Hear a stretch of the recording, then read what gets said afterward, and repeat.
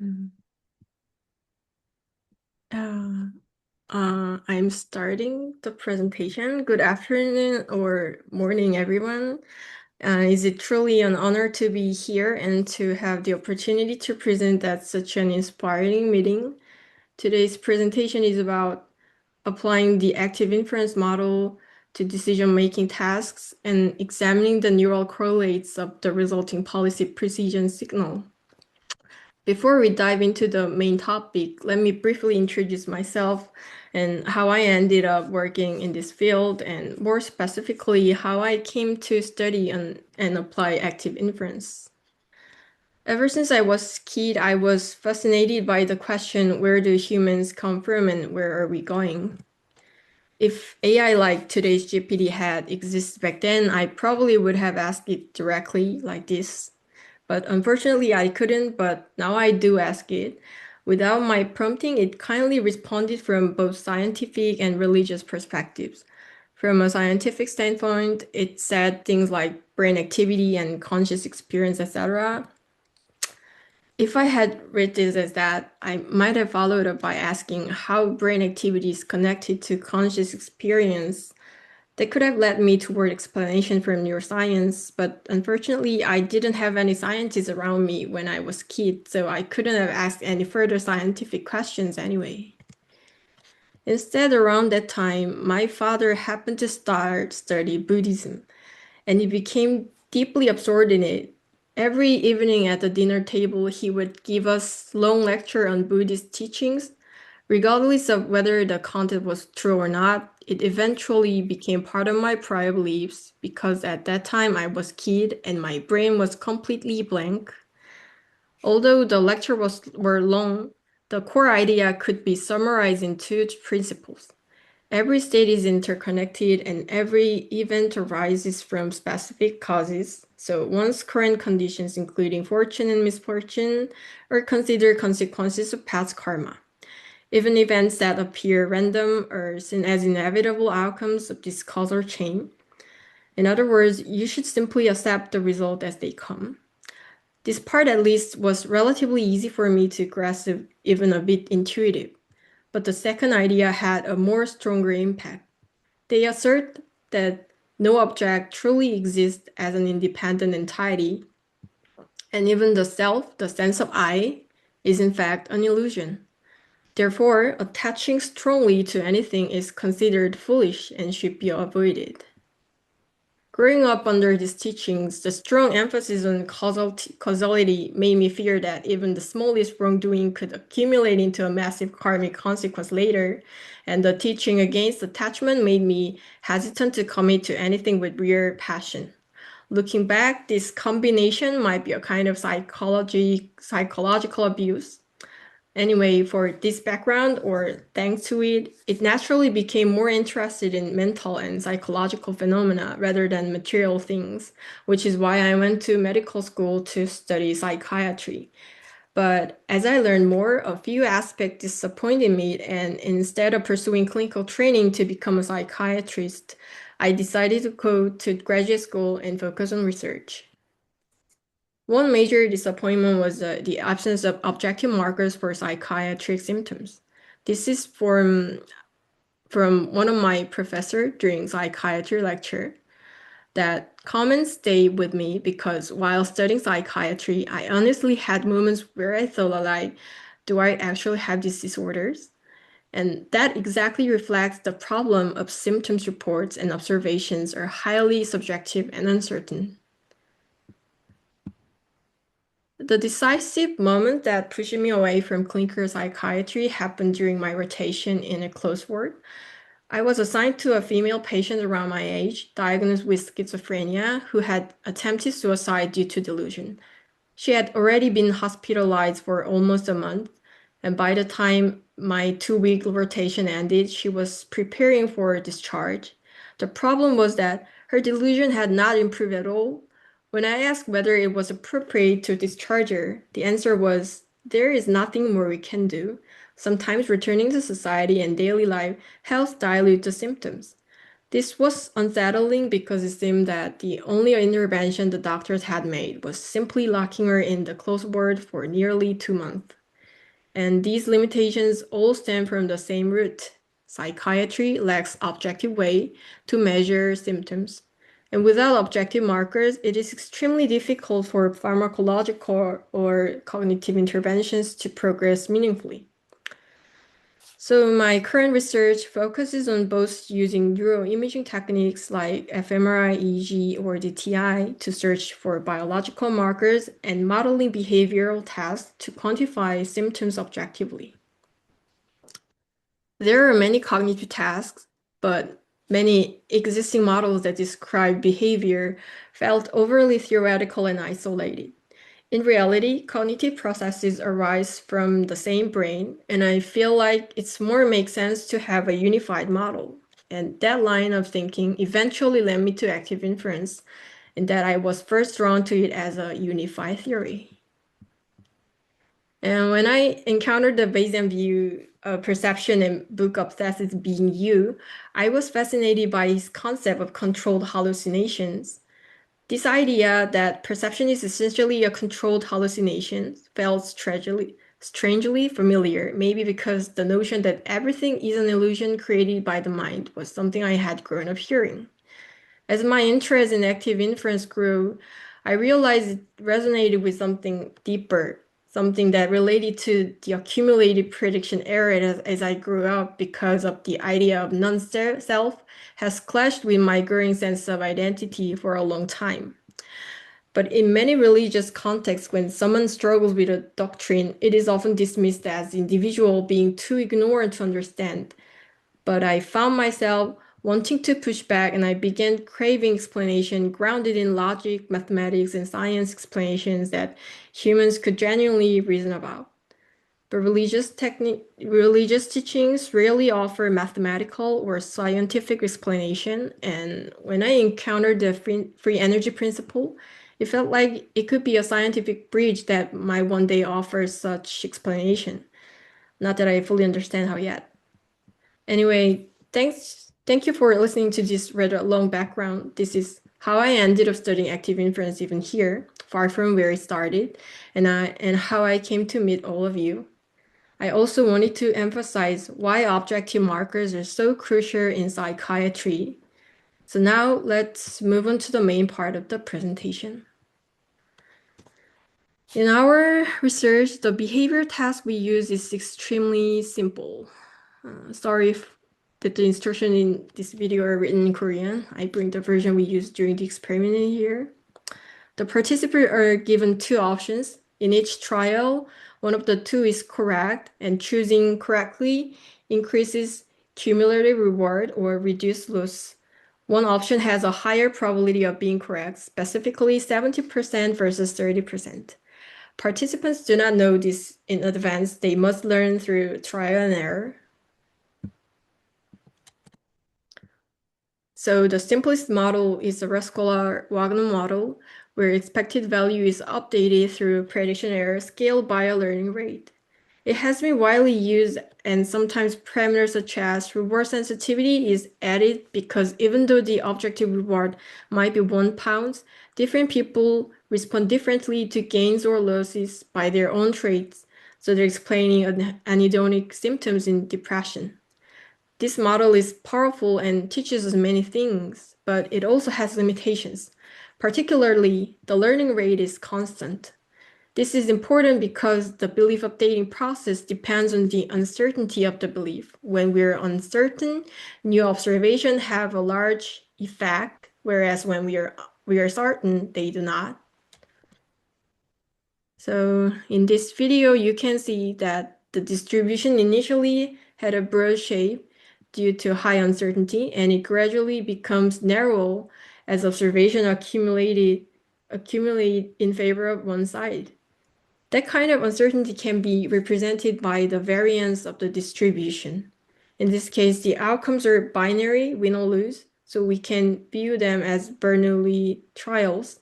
Accordingly, we can define the belief distribution in the form of a beta distribution, which can be easily updated through the binomial distribution as its conjugate prior. With this distribution form, once we define the preference distribution over win or lose outcomes, we can compute the distance between this preference distribution and the probability of Q, which reflects the outcomes expected from choosing each bandit. This distance corresponds to risk term, one component of the expected free energy. Likewise, we can calculate the entropy of this belief distribution Q to obtain the expected ambiguity term. Based on the computed EFE, the probability of each action is determined. As many of you already know, the probability increases as the value of G decreases, which is why a negative sign appears in the softmax mapping. I assume that everyone in here familiar with active inference who do not need a full derivation of the formula here. The term on the right becomes smaller when the belief state is more uncertain, and actions tend to favor the option with the smaller value. In other words, when an option is uncertain, the model prefers choosing it, thereby reducing uncertainty, and this corresponds to the exploration process.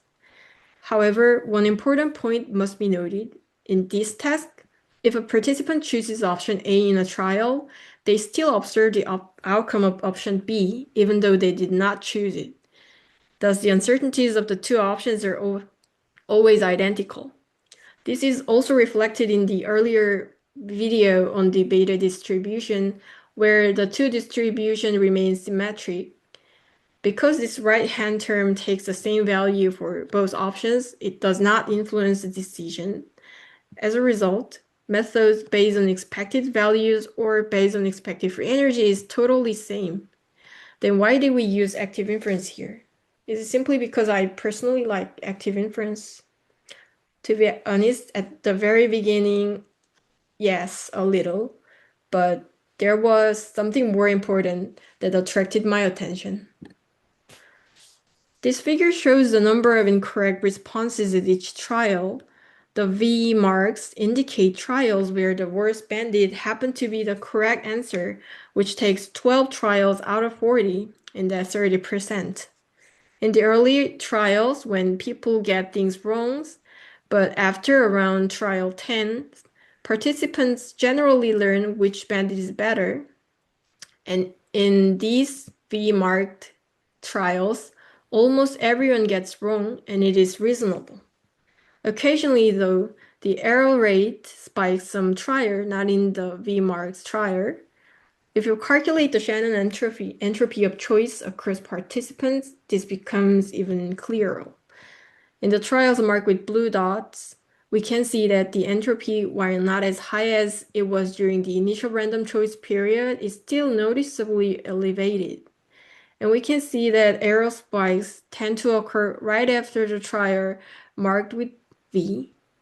And an increase in errors indicates that some participants switched their choice to the worst bandit after observing these few preceding outcomes. How do conventional models explain this? Typically by adjusting the softmax decision temperature here is gamma. In other words, treating it as random choice variability. In this way, we can cover the data, but still it lacks a specific explanation of why it happened to be those particular trials. In other words, it lacks the explanation of variability across trial. And as I will discuss, active inference gives us a different perspective. Before getting to the active inference, a model such as win-sticky-lose shift had been applied to address this issue. In this model, when computing the action probability, an additional parameter is introduced that represents the probability of switching choices after an incorrect outcome. The final action probability is then calculated by applying a weight parameter W between the switching parameter and the action probability previously computed based on the expected value. But as I've always said, it seems that there is some somewhat unnatural adjustments involved.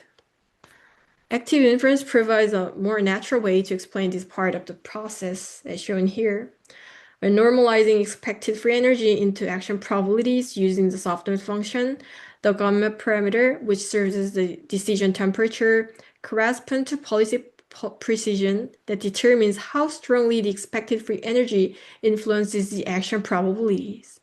Instead of treating this term as a fixed constant, the model updates it at every step through the following procedures.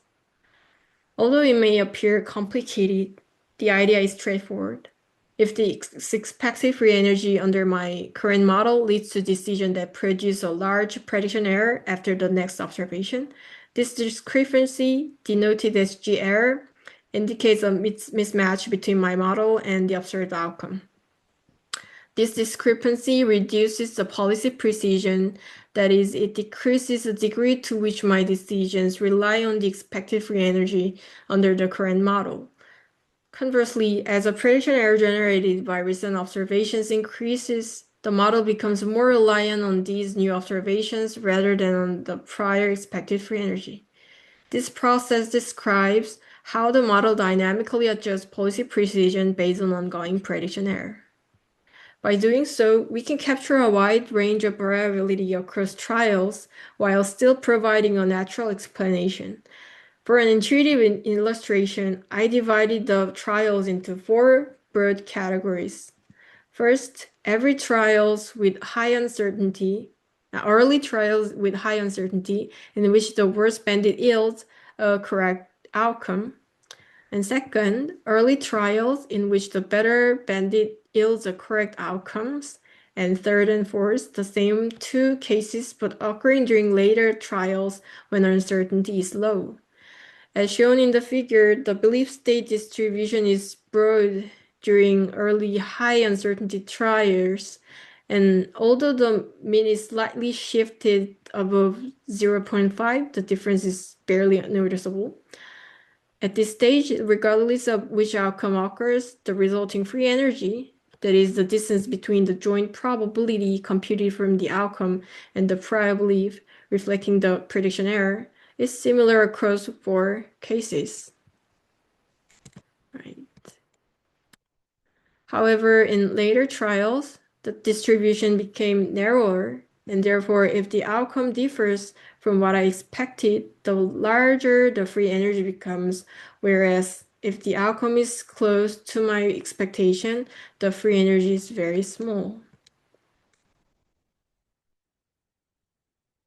Therefore, the computed G error becomes larger as the difference in free energy between the 2 choices increases, which tends to happen more in later trials. As a result, the value of the gamma update is also higher in these later trials. This update eventually converges through iteration, and when we compute the rate of change during this updating process, by taking its derivatives, we obtain the pattern shown in the second graph. As you can see, the values are higher in the later trials. And previously, I was deeply impressed by Friston's earlier work proposing the hypothesis that this signal may be related to phasic dopamine. Interpreting our situation through that perspective, the low precision in the early phase could reflect a state in which one is still unsure about what is going on. So whatever outcomes occurs, it is still hard to interpret with confidence. I actually tried performing this test myself, and in the early trials, I kept wavering back and forth, and just when I finally started to feel confident in the later trials, the task ended. Using the approach I just described, we compared 4 models: the active inference model that incorporates this updating process, so-called EFEGC model with red line, the model that does not update the policy precision term, EFEX in green line, the Winstead-Luship model with orange line, and finally the most basic model that applies a soften function to the expected value. For the comparison, we generated simulated data from each model and then compared these simulated choice distribution with the actual behavioral data. As you can see at the glance, the EFEGC model produces simulated behavior that most closely matches the actual choice proportions. As mentioned earlier, the model without gamma updating is almost identical to the basic expected value-based model, so the blue and green lines overlap, making the blue line barely visible. We also confirmed that the trials in which the simulated choice proportions differ significantly from actual data correspond to the trials where Shannon entropy was high in the previous slide. One possible explanation for these results is that for those particular trials, participants who chose the minority option were estimated to have relatively low decision temperature parameters. And when we use these smaller parameter values to regenerate behavior in other trials, this likely increased randomness and drove the simulated choice proportion towards 0.5 in those other trials. Next, we examine how well the policy precision signal introduced in the new model accounts for the neural data. We approached this question in two main ways. The first method involved in examining the linear correlation between the time series of policy precision signal estimated from the behavior data and the bold time series measured with fMRI.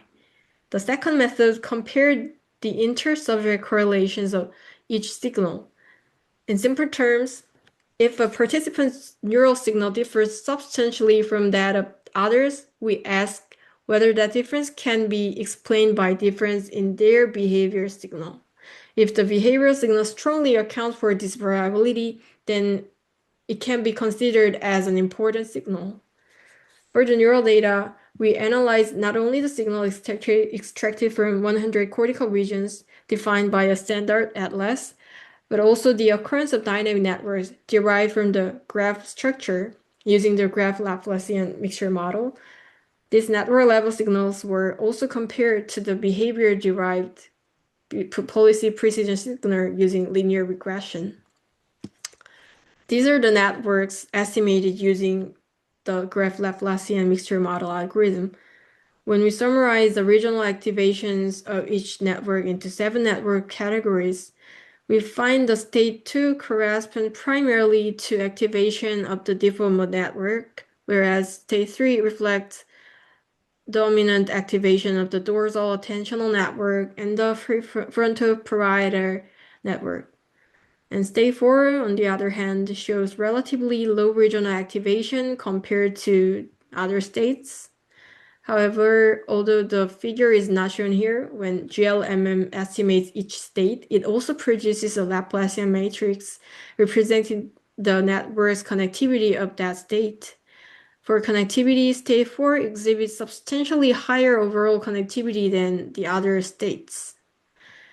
And during the experiment, participants performed 2 versions of the bandit test sequentially, one in which win outcomes provide rewards, and another in which loss outcomes entail losses, while undergoing fMRI scanning. We observed that the occurrence probability of the states followed similar temporal patterns in both test contexts. State 1, highest at the start of the task, alternated with state 3, which is more prevalent during the early phase of the task, after which the probability of state 2 gradually increased. With the occurrence of each state, we can define the GLM equation as follows, including test regressors and the policy precision signal, which is convolved with the hemodynamic response function. The GLM result shows that the policy precision signal was positively correlated with state 2, which is dominated by the default mode network, and negatively correlated with state 4, which is characterized by dominant activation of the dorsal attention and frontal parietal networks. Moreover, the GLM model that included the policy precision signal exhibited better model performance than the model without it. Based on these results, we expected to observe a negative correlation between the occurrence of state 2 and 3, especially given that many previous studies have reported anti-correlations between the default mode network and the dorsal attention network, frontal parietal network. We reasoned that the dwell time of each state, which reflects how long a state persists once it occurs, and is therefore strongly correlated with self-transition probability, should influence the transition probability to other states. For example, if the dwell time of state 2 increases, it should reduce the dwell time of state 3, which would be reflected either in decreased probability of remaining in state 3, or at least in reduced transitions from other states into state 3. However, what we found was more limited. The dwell time of state 2 shows significant negative correlation only with 4 to 3 transition probability. Likewise, the dwell time of state 3 showed a significant negative correlation only with the 4 to 2 transition probability. Interestingly, it appeared that state 4 played a more central role in regulating the transitions and occurrences between state 2 and 3.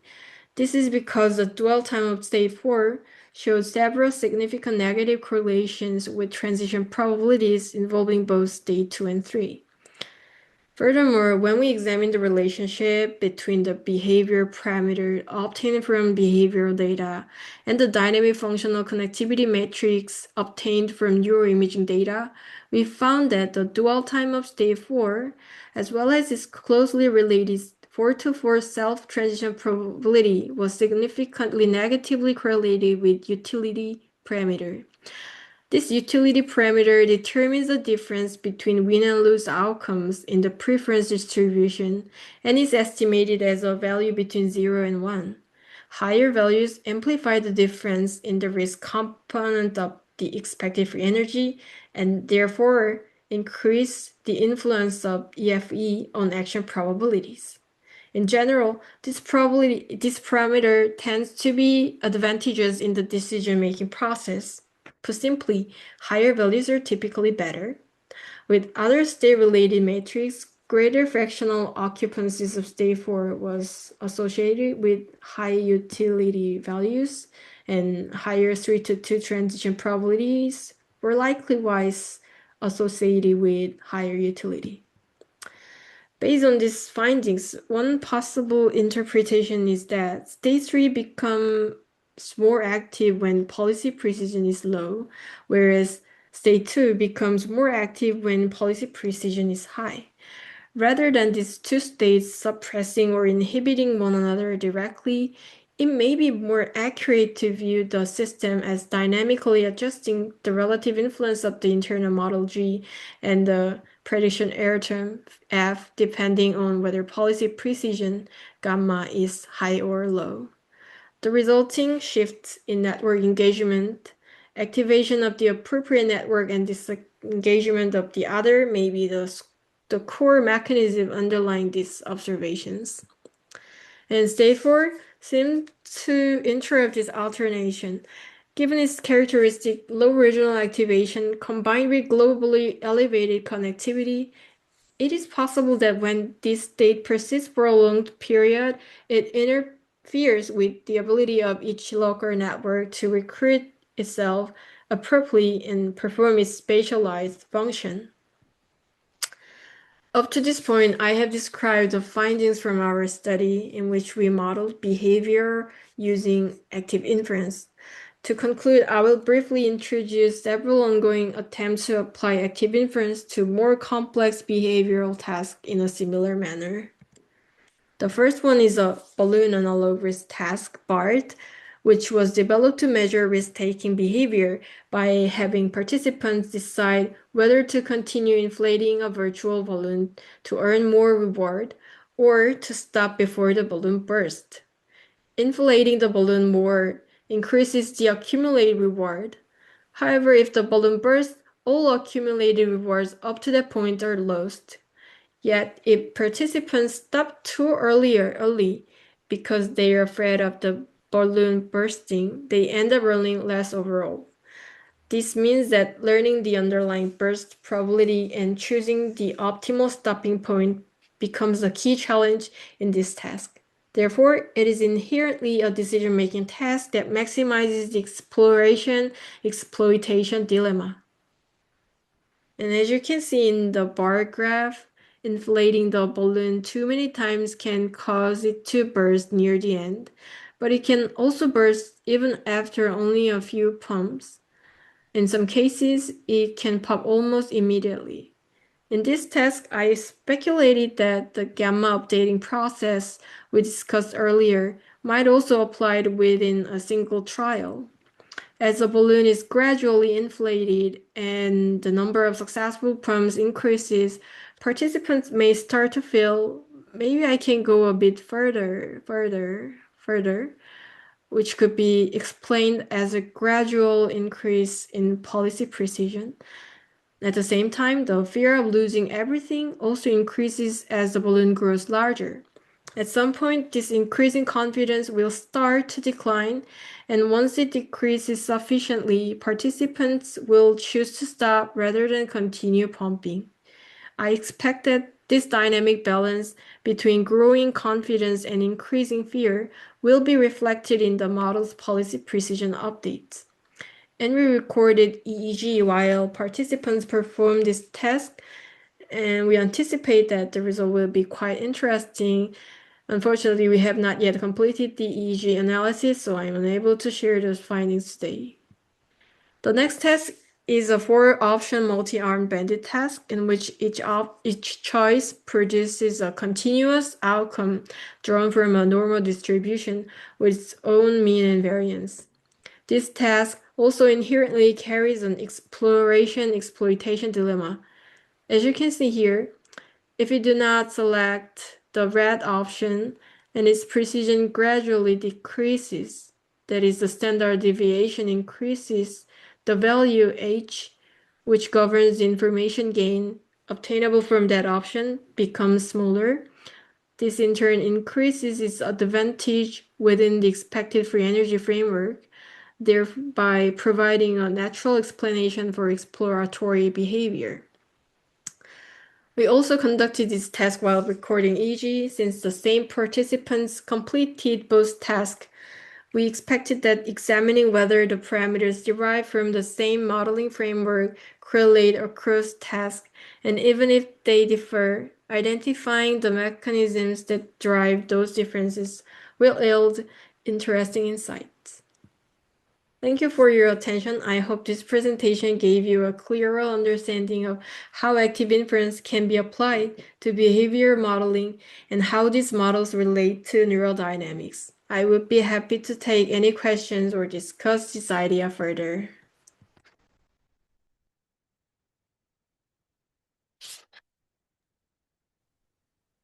Great. Thank you so much, Dayoung. Thank you. Okay, we now have time for some questions. So please raise your hand if you have a question.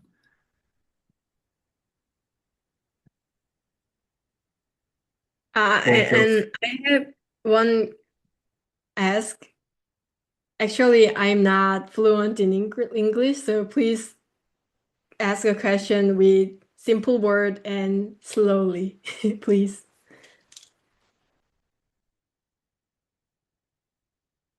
Great, thank you. Michael, did you have a question from earlier that you wanted to ask? Sure. Can I actually ask Dayoung to tell us a bit about the psychiatric significance of her precision imaging study? Uh,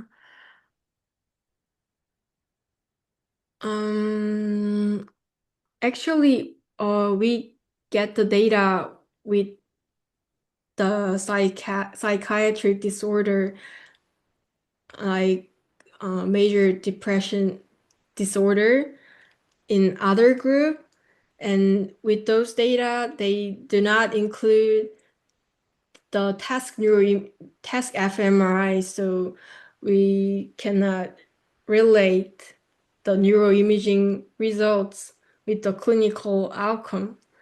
It's the limitation of our study, but Apologies, Dayoung. I just said imaging to point to the study with the two-armed bandit. I should have said the two-armed bandit. sorry. Do you want to tell us about the potential psychiatric significance of the a precision model? Uh, um,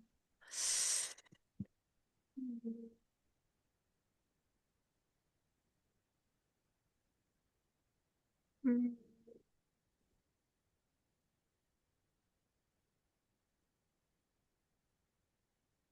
mm,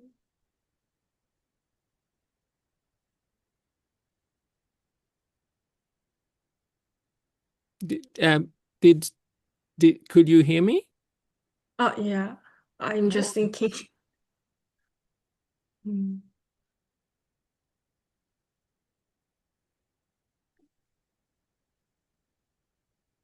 You did have some participants with depression, isn't that right?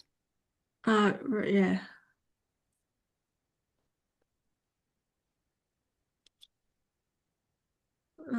So are you asking about this part that I presented?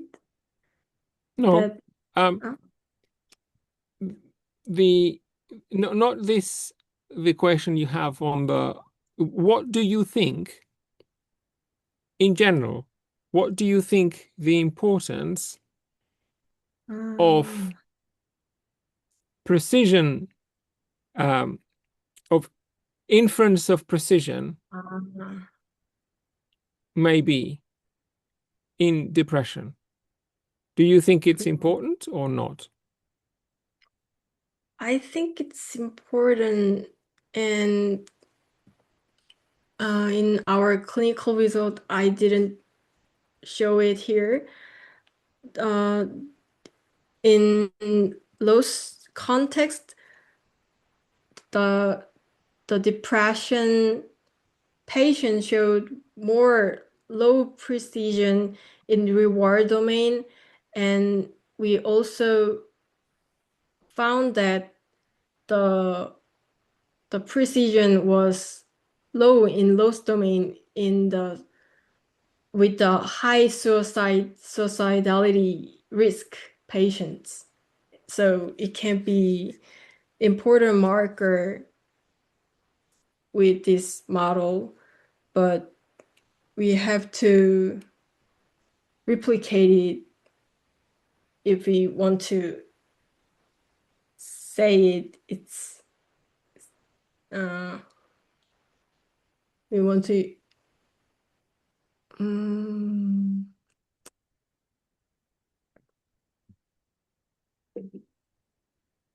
to say more confident. Uh-huh. Yeah. Thank you.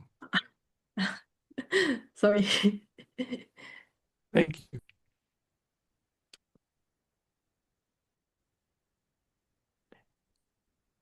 Can I ask you another clarification? Clarification? Yeah. What Can I about ask what? you another question? Sure.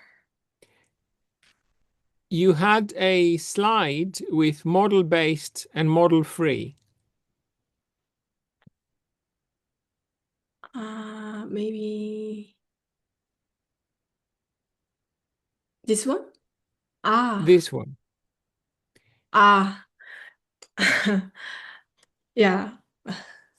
Can you explain what you mean by model-free in this context? Uh, Actually, we had so many discussion about model free and model based term before, and finally we dropped out about this discussion in the published paper. So I should have deleted this term here, but I forgotten. It's like actually the model free is usually correspond to the habitual behavior, and model based is more like goal directed or plan based behavior. But in this case, when in active inference framework, there are E term that actually encoding the habitual action, but we did not include that habitual term in our model. So actually, in this case, it's not like model free that corresponding to habitual term, but I just want to express that those two systems are like different different terms. So I just want to I just wanted to say that they are like separate. They are not like separate system, but it's like if the effect of gamma is decreased, the weight of model-based like systems are increased, and if gamma is decreased, these are more elevated, like elevated. So I just wanted to express those alternation in this term, not like this free energy is exactly the same with the model free system, and expected free energy is exactly the same with model based. Not like that. I just wanted to express this alternation. Oh, thank you. So here you meant that the combination of the state 3 is Uh-huh. more strongly associated with the F term, Mm-hmm. and the combination of state 2 is more strongly associated with the G term. Yeah, because it's positively correlated with gamma precision, and this state 3 showed negative correlation with gamma precision, which is when gamma is low, it's more activated. Okay.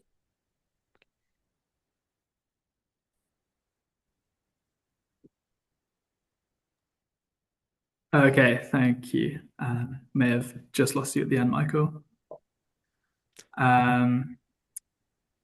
Okay, any more questions from anybody?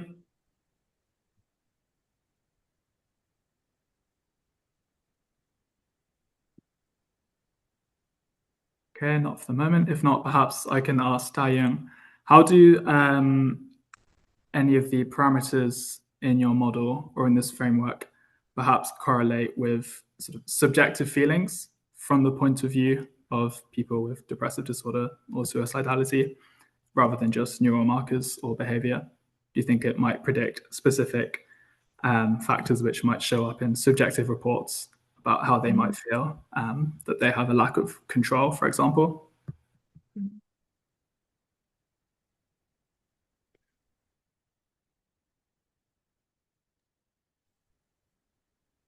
So if you might take subjective reports about people's emotions and feelings during these tasks, would you expect any of those to correlate with specific parameters in your model? Uh, maybe I didn't introduce the detailed parameters in my model, but firstly, these utility terms can be related to the anhedonic symptoms in depressive patients, and I think it could be related to like impulsivity term, because impulsivity can be interpreted as the inconsistency of behavior or decision making. So it can be negatively related with higher impulsivity, or it can be related to anxiety symptoms, maybe. But I didn't I didn't analyze it, but maybe we can predict it. like that. Yeah, thank you. Mhm. Okay, if there's no more questions for the moment, perhaps we can hand over to Carl to give his feedback. And thank you once again, Dayoung. Really enjoyed the talk. Should I stop sharing? You can keep sharing for the moment, but Carl might he might wish to share some papers as well at some point. So Then I will stop now. okay. Okay, Good. Carl, over to you. Is it my turn now? Yeah, it's your turn. All yours. Very good. Yeah, that was a wonderful, a very, very good presentation. You have done a lot of work, and that seems very impressive. Michael, can I ask you, are you familiar with the some of the details of this work? If I ask questions, could you answer them, or are you also an admiring Okay. spectator? So I lost you. The connection was lost. Am I an admired spectator? Um, I, I, that was the question.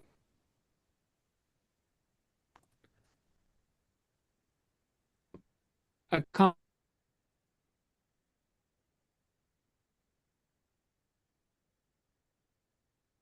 No, Michael, I'm afraid you're breaking up, so it's very difficult to. If you can still hear us, I think we've lost you. Although you're I'll switch network. okay, okay. Um, Right. So while Michael switches network, I'm imagining that you have written a lot of this work up for the peer-reviewed literature, and I am also mindful that the English is not your first language. So what I'm going to do is talk a lot knowing that this is being recorded so that you can go back and hopefully translate or understand what I was saying. So I won't, I do want to ask you um, some specific questions, but if you can't understand or answer them, then don't worry. I will just try and endorse and pick out important aspects of your work on the one hand, and in addition, suggest some complementary analyses that you might want to pursue in the future. So I'm going to go through a series of papers, most of which I think you will have read, but just to remind myself and the people watching this recording, some of the early work that you have taken forward. And then another set of papers will be suggestions for complementary analysis of the fMRI and the EEG data that focuses not on functional connectivity, but on effective connectivity as a complement to your dynamic functional connectivity measures. And I'll explain why that might be interesting. So you may or may not want to do that, but it's something that I thought was potentially a very interesting extension of the analyses that you have already done. Before I start that, can I ask you, I mean, your active inference modeling is extremely sophisticated. Did you use your own code? Did you use the SVM code or did you use PyMDP? Firstly, I tried PyMDP, but it's hard for me to utilize it. So I just to modify your SPM MATLAB code into Python code, and use I construct my own model with Python code and estimating parameters like that needs the code like um, Newton methods that it's like Mm, what was it? A variational inference method that Yes, that's her. Yeah. I see. Well, again, that's very impressive. So this would have been optimizing the parameters of an active inference model to match each subject's behavior to estimate the precisions of the parameters. I see. Right. Yes, and you're absolutely right. The um, SBM underscore NLSI underscore GN is a Gauss-Newton scheme, but it is an instance of variational Laplace. It's the a Bayes optimal way of estimating parameters.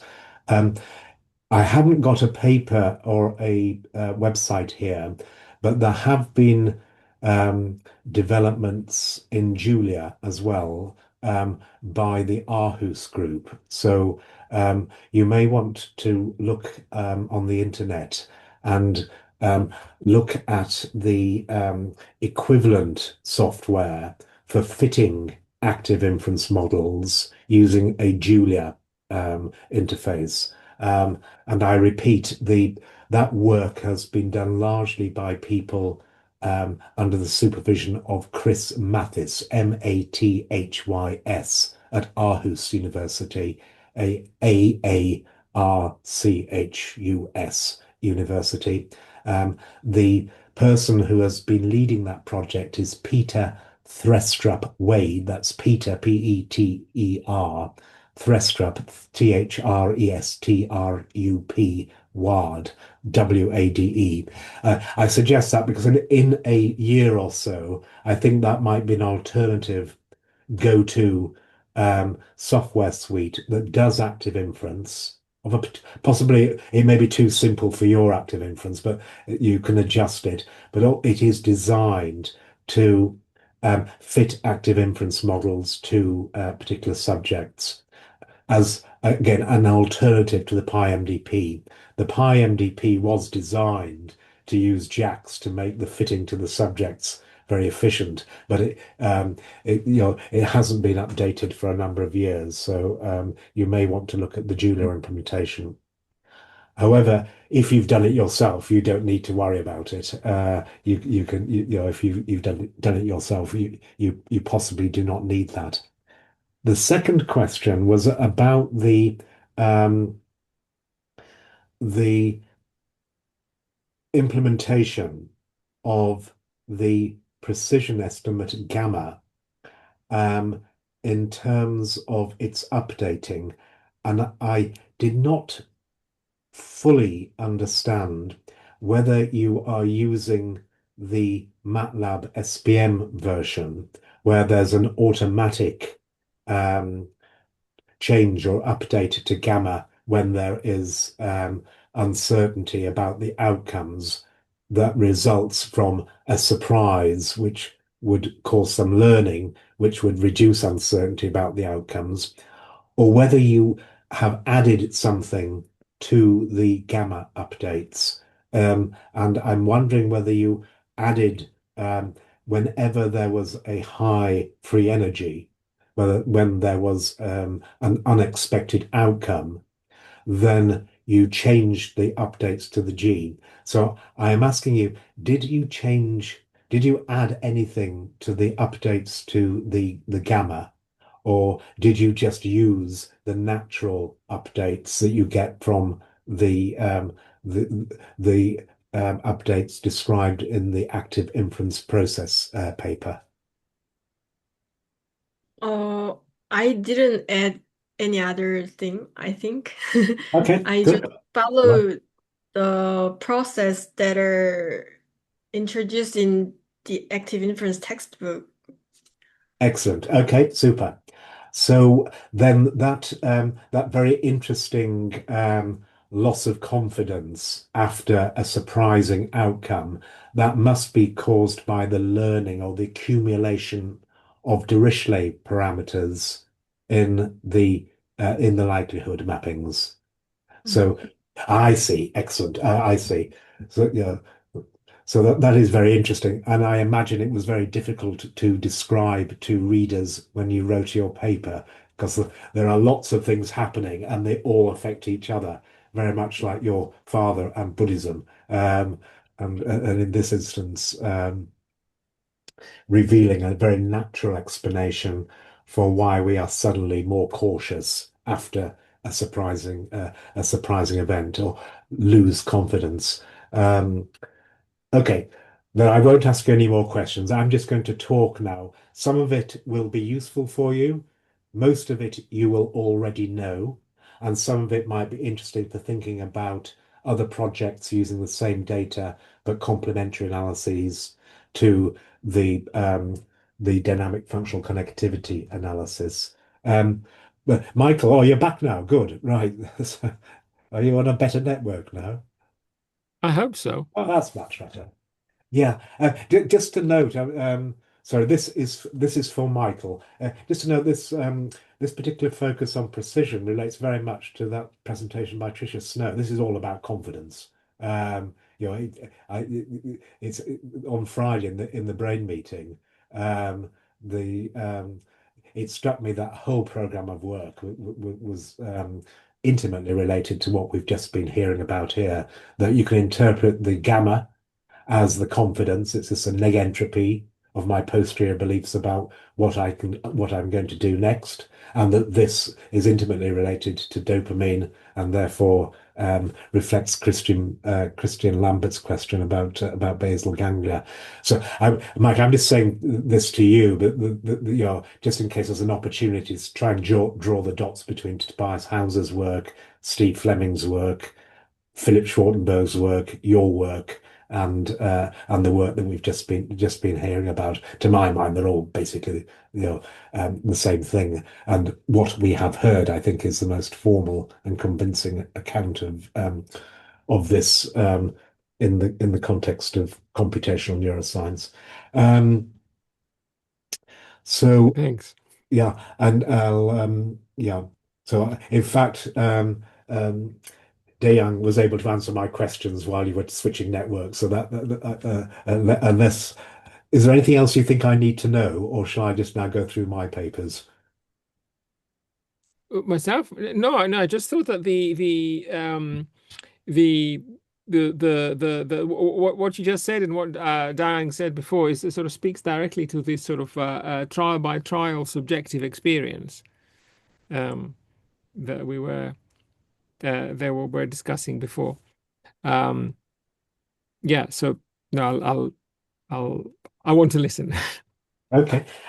So for everybody else, the point that Michael has just been made, last Friday we had a presentation that was framed in terms of meta-confidence.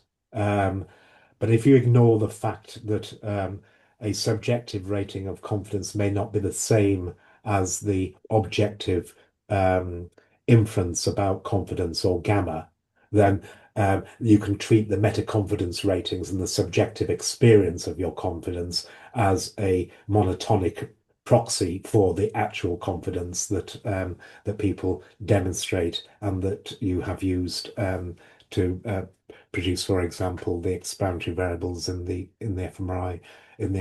So, Michael, yes, when you're talking to Steve, you have to sort of forget about the meta stuff and just assume that the subjective is the objective as estimated under these decision-making models. Excellent. Okay, so let me just quickly go through. I repeat, not all of this is going to be terribly relevant, but it's just a celebration of what we've just heard about. So we're doing the entire screen, and then hopefully we'll be able to share that. So just coming back to the Buddhism. So this is for entertainment. So I'm going right back to Buddhism. I think your father was right. Oh no, we can't do that. Let's just ignore that then. I think your father was right. Everything is connected, but in a very specific way. And I say that because I can't show you the picture. Oh, yes, we can view the PDF. The free energy principle is the physics grounding for active inference.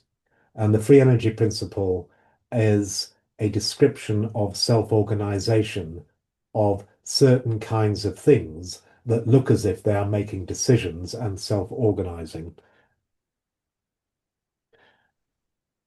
And the point, oh no, that's nothing to do with this.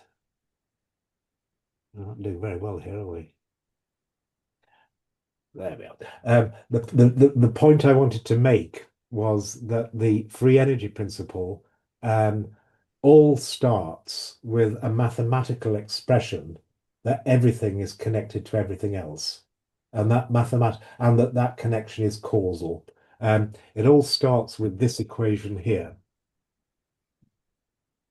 It just, which in physics is known as the Langevin equation and is the basis of all physics, including quantum mechanics, statistical mechanics, and ultimately classical mechanics. And it just says that the that the states of the universe or the states of the world cause changes in the states of the universe or the states of the world.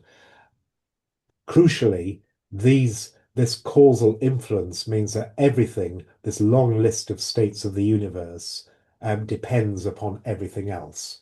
So I think Buddhism is absolutely right from a mathematical point of view. The specificity comes in what is not connected. So what generally happens is that interesting behaviors emerge when the system becomes sparsely coupled. And a special kind of sparsity of coupling, a specific kind of coupling, emerges when you separate one system from another system using something called a Markov blanket partition. And when you have a Markov blanket, then you have active inference. So I think there's mathematically a deep connection between how you were abused cognitively when you were a child and the mathematical work that you're doing at the moment, in the sense that active inference depends upon a particular sparsity or specificity of influences or coupling between everything. So I thought that was I smiled when you did that very nice introduction of your motivation for becoming a medical student and doing active inference, because I think you've come right back to the beginning. Everything is influences everything nearly. So we've done that. Another expression of that everything influences everything in terms of our experience of the world comes back again if you look at modern treatments of consciousness through the lens of physics. And in particular, this particular hypothesis, the inner screen model, was invented by Chris Fields. And Chris Fields is a friend of Mike Levin, who is also very interested in Buddhism and understanding biological self-organization from this more Eastern perspective. And the interesting thing is that his inner screen here means that the system that knows itself and experiences itself is a system that cannot be divided. It cannot be reduced into smaller things. That means that there is a Markov blanket with no Markov blankets on the inside. So in a deeper sense, I think that the idea that everything is connected when it comes to experience is also absolutely true mathematically if you subscribe to the inner screen hypothesis. I can't remember if there's a picture to describe that. Well, you can find out. It's all summarized in this box here, in this abstract treatment of subjective experience and consciousness, if you're interested. And people have taken a number of approaches to Buddhism and all the related perspectives on experience and sense making. I showed this as one of many examples. There is a large literature of people applying active inference to see how consilient it is with a Buddhist, in its most general sense, a Buddhist account of how we experience the world and others and ourselves, certainly in the context of contemplative science. But coming back to your work now, I've you've spent a little bit of time explaining why you didn't like reinforcement learning, and I think that's a very important point. One simple problem with these so-called models, such as reinforcement learning models, um, and win, stay, lose, go kinds of models. They're not models in the sense of being generative models or process models of how the brain works or how physics works. They're just descriptions of phenomena. So where possible in future life, you should avoid these. And I was pleased to hear you've stopped using model-free and model-based. Because that rhetoric inherits from a reinforcement learning perspective, which is not a model in the sense that we would use a model. It's not a generative model, it's just a description of some phenomena. Um, and crucially, active inference has a process theory. It has a process theory that allows you now to develop hypotheses about what you would measure. And indeed, you've used that extensively. I think that's an important point. People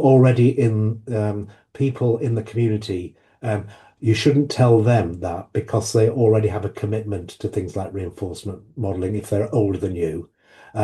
If they're the same age as you, will already know this, but people who are younger than you might not know this. So it's important to tell them why you should always only use a model that has an attendant process model underneath. Um, the the particular application domains I thought were intriguing that you use. Certainly, the multi-armed bandit example was important, simply because nearly every task you can think about can be cast as a multi-armed bandit task. So it's difficult to conceive of any decision-making problem that cannot be written down as a multi-armed bandit task of one kind or another. So it was good that you started with that, and I imagine that you could rewrite a lot of tasks using the multi-armed bandit task. It has been the focus of a lot of work. I've just picked out the work of Dmitry Markovic here.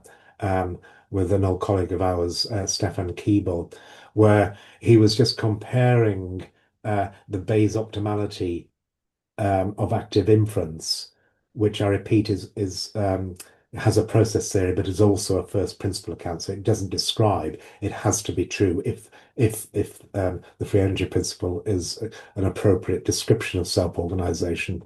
The interesting thing that he was showing here is he was comparing it to classical approaches that you find in machine learning and demonstrating that active inference outperform things like Thompson's sample. And I think I can't remember them, but if you're in the technical literature, I would recommend this paper. As I say, it is purely interesting from a technical perspective, but I repeat, does foreground the importance of the multi-armed bandit task as a canonical problem that lots of people have tried to solve in various ways over the years. Um, what's this? Oh yes, yeah, I'm sure you've worked with this. I put this up for other people watching the recording, which was the work by Philip Schwartenbeck demonstrating how to fit your patient's data or your experimental subject's data to fit your active inference model uh, to the choice behavior of an individual, your experimental subject or a patient. The reason I sort of put this up is that it struck me that the example he chose, oh no, he didn't. My apologies. No, of course, he used the effectively a sort of epistemic two-armed bandit problem. My apologies. I thought he was going to use his weighting game, which is very similar to your balloon bursting game. So if you go back to the original work of Philip Schwarzenbeck, who wrote this paper. Um, he his original model was almost identical to the balloon inflating one. It wasn't framed with a balloon bursting one, but it was formally very, very similar in that you could get more and more reward if you waited, but at some point the reward was removed, and it was the basis of the original formulation of that policy precision and gamma in relation to how long do you wait before making a decision in these time contexts, time sensitive tasks. The reason I thought that was important is, first of all, it speaks to your focus in the future on this balloon task, but also that task, the waiting game task, was used to ask whether there was evidence for dopaminergic discharges during times of great confidence or precision, as opposed to times when there was more uncertainty. Um, so, I are you familiar with this paper? Is this a paper that excellent? Okay, so this paper was basically an illustration of how one would use a simple voxel-wise analysis that is informed by estimates of confidence or precision from an active inference model to identify the functional anatomy. You've then taken that and then you frame that in terms of regions of interest and subsequent spatial modes of activity, intrinsic brain networks, and then their transition dynamics that you have described in terms of functional connectivity. And then I thought that was very, very interesting. What did occur to me, though, was it would be nice if you could extend the work described in this paper and use an analysis of effective connectivity to get at the modulation of the effective connections, the directed connections, and possibly even the intrinsic connections or the excitability of different regions of the brain. So this would be something that you may not, you haven't done and you may not know about, but will be a nice complement to the dynamic functional connectivity, and then having another kind of analysis that you could frame in terms of dynamic effective connectivity. And the difference between functional connectivity and effective connectivity is that the functional connectivity is a description of patterns of correlations, and the effective connectivity is the actual directed causal connection from one brain area to another brain area. Having said that, the way that you've used your analysis has some aspects of temporal precedence because you've got a probability transition matrix. So you've now got true causality of a sort where one mode of activity follows another mode of activity. And you could say that this mode, state 2, causes state 3 or possibly state 4, just by appeal to temporal precedence. However, that you can make that much more biologically plausible and physically plausible by actually modeling the neuronal dynamics in terms of neural activity causing neural activity elsewhere. So the connections now are not between modes or states, they're between regions, the regions that you used. So if I recall, you had about eight regions that were used to identify the state transitions in your hidden Markov model. You can also use those regions to actually estimate the edges of the connections between those 8 regions using something called dynamic causal modeling. And that's been used quite a lot to look at context sensitive changes in the coupling both between the regions and also, more interestingly, from your point of view, within the region. So very often the precision is encoded by the excitability of certain neuronal populations encoding things. For example, the expected free energy. So if you had some neuronal populations in the frontal cortex, for example, and they were encoding the expected free energy of various plans or policies or decisions, then if they acquired a greater precision, they would become more active. They would become, they would have a higher amplitude or a higher differential amplitude. And that sometimes can be easily modeled just by making them more excitable. And the way that that's done in a neurobiologically plausible way is by disinhibiting them, by reducing their inhibitory self-connection. So sometimes the self-connection amongst your different regions becomes very, very important in encoding the precision. And of course, once the excitability of one node has changed, say the excitability of the anterior cingulate, for example, that is now made more excitable by dopaminergic projections from the ventral tegmental area. So now the anterior cingulate becomes very excitable. And then that is communicated around the network to set the interactions that produces a particular state. So the functional connectivity now becomes distributed everywhere through one simple, local, and specific intrinsic change that is encoding the confidence or the gamma or the precision in terms of one region that is encoding, in this example, the expected free energy. So again, we come back to this dialectic between everything is connected to everything, but with great specificity. So the functional connectivity is everywhere, but it's caused by a very specific influence in the termination fields of the dopaminergic projections that are encoding the precision. And of course, they have to get the messages from the expected free energy in order to broadcast the precision.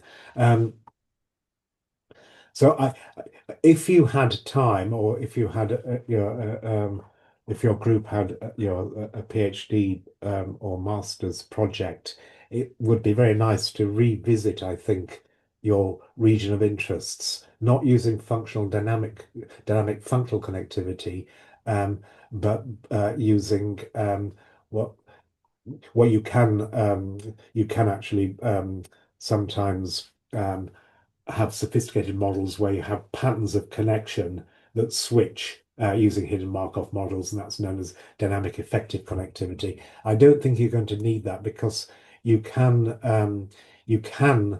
simply model a put into a dynamic causal model a modulation of either an intrinsic self connection or an extrinsic between region connection by your estimates of precision. And if you are right that precision, the confidence, reconfigures the network by changing the connections and therefore the patterns of activity, you should be able to explain an fMRI or an EEG time series in terms of a network, a graph, whose edges or connections are modulated by your precision estimate from the active inference formulation. And that would be a nice way of identifying which particular connections and which particular parts of the default mode network, for example, are responsible and actually mediate at the level of neuromodulation and and how they are mediated by particular neurotransmitter systems. So I'm suggesting that that might be something you might be interested in doing in the future. This is an example of applying dynamic causal modeling of effective connectivity in the context of Parkinson's disease. This is one of many examples. This is done by our colleagues in Cambridge University who are very interested in neurodegenerative diseases.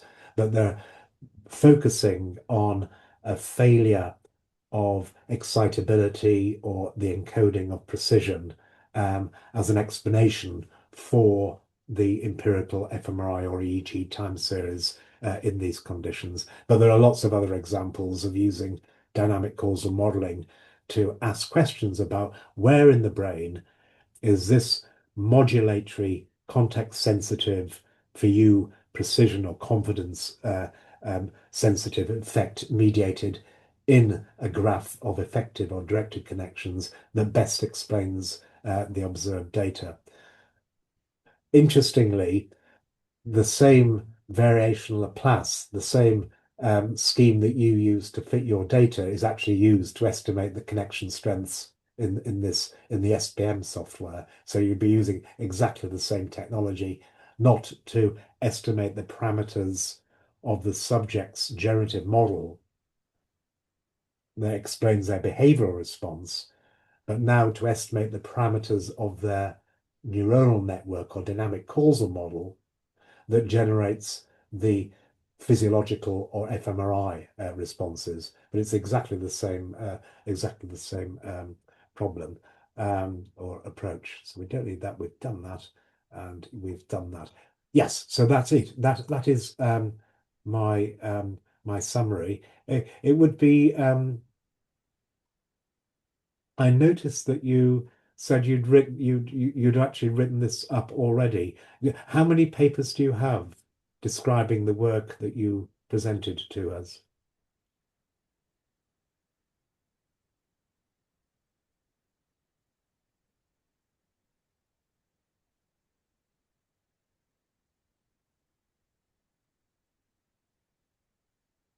I don't know if Professor Young would like to comment.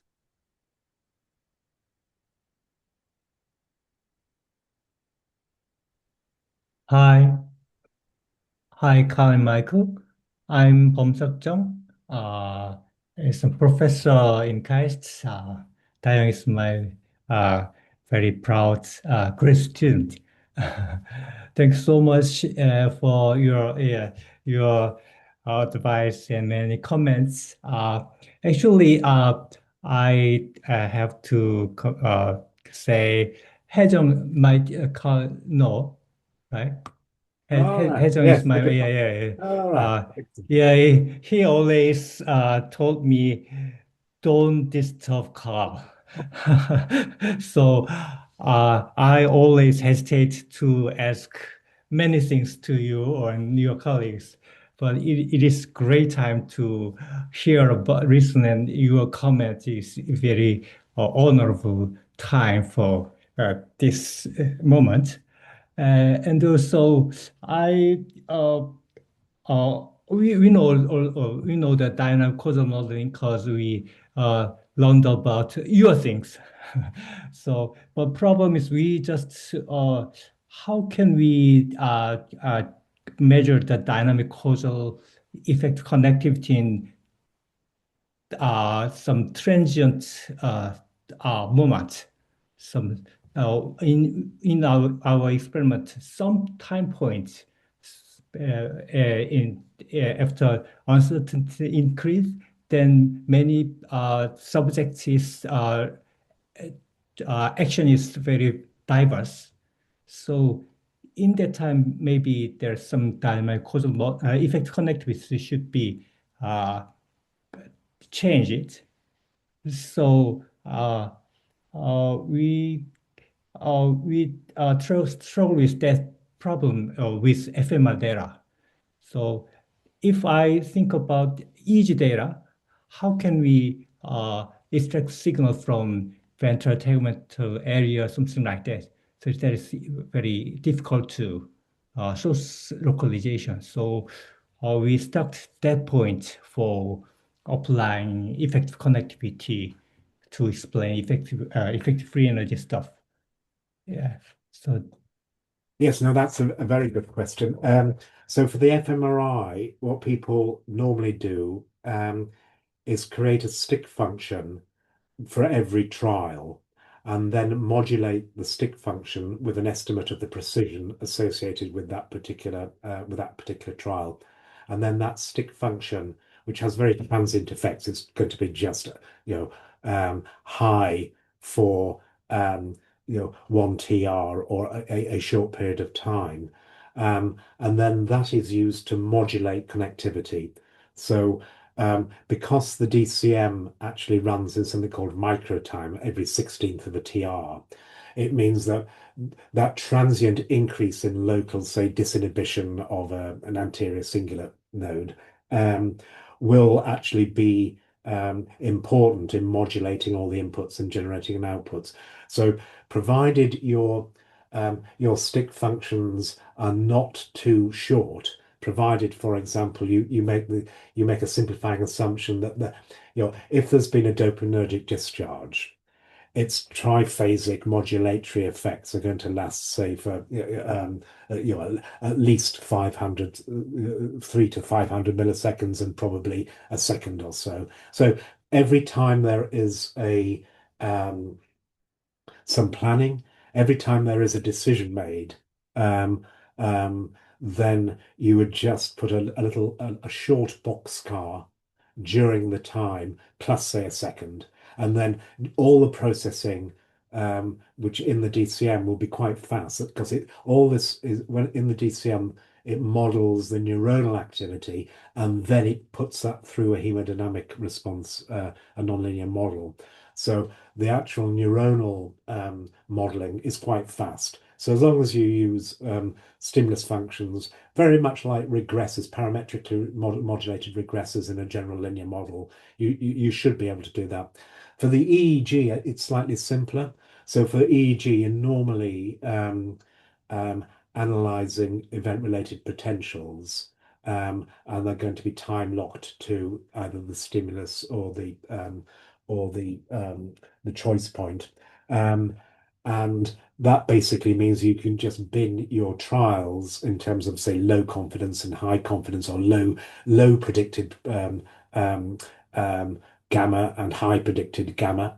And of course, under the null hypothesis, there should be no differences between the trials. But if your hypothesis is correct and that the neuronal responses are contextualized by an encoding of gamma or precision or confidence in this Bayes optimal way, then you will see a difference. And furthermore, now what you can do is just divide an average, and sometimes people do it over subjects just to increase signal to noise. So you can average all the low confidence, high beta or low gamma trials over subjects, and that's one ERP, and then you have another condition with the opposite confidence, and then they become two conditions, and then DCM will try to work out the coupling, the effective connectivity amongst some equivalent current dipoles that is common to both conditions, but you can specify which connections can change. And it gets very interesting because now you're within source or you're within region connections. You now have to think about connections between excitatory populations and inhibitory populations. So now you're getting right into the physiology of neuromodulation and exactly not only where in the brain, but what kind of cell type or neural population is being affected. But you can put constraints on that. You can ask, is a better model a model in which the difference between these high and low gamma or high and low precision trials was limited to the anterior cingulate or the ventral tegmental area or the basal ganglia or the medial prefrontal cortex. And you can compare the evidence for all the models and pick out which is the best explanation for your data. Don't worry about the fact you can't source reconstruct. Because you've got a forward model, because you've got a generative model, you don't have to see the sources with high precision. Yeah, so you can still make very powerful or statistically efficient inferences about deep sources like, say, the ventral tegmental area, because if your hypothesis is right and your model includes the ventral tegmental area that is more excitable in high gamma conditions, then its activity will be broadcast and will affect the sources that you can see.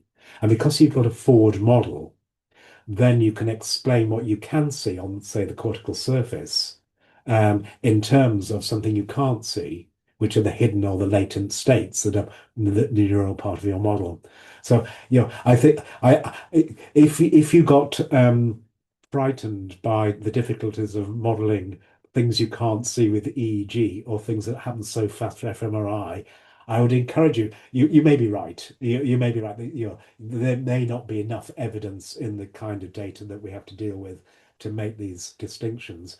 But I would encourage you to go back and try to do it, because in principle, if it's a big enough effect between making a choice on a trial where I know, I've suddenly lost confidence in what I'm doing, versus a trial where I know exactly what to do here and I'm fairly sure I know what the outcome is, then I suspect there's quite a big difference between those kinds of trials. And if you can explain it in this principled way, in terms of the underlying, Bayesian mechanics of decision making, and a physiologically and informed biophysical model of the genesis of the EEG and fMRI data, I think you'd be in a much more powerful position and be able to make not just mechanistic claims in terms of the computation and the decision making, but also mechanistic terms in terms of the physiology and the functional anatomy, and ultimately,